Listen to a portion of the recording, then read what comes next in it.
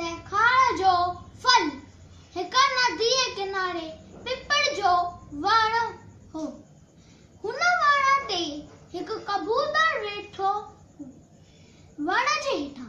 नदीअ किनारे हिक माकोड़ी पे घुमी। ओचितो छोली अचण सबब उहा माकोड़ी पाणीअ में घेरजी वई ऐं गोता पे खाधई। माकोड़ीअ खे उॾंदो ॾिसी कबूतर झटपट हिक पन पटे नदीअ में खणी फिटो कयो।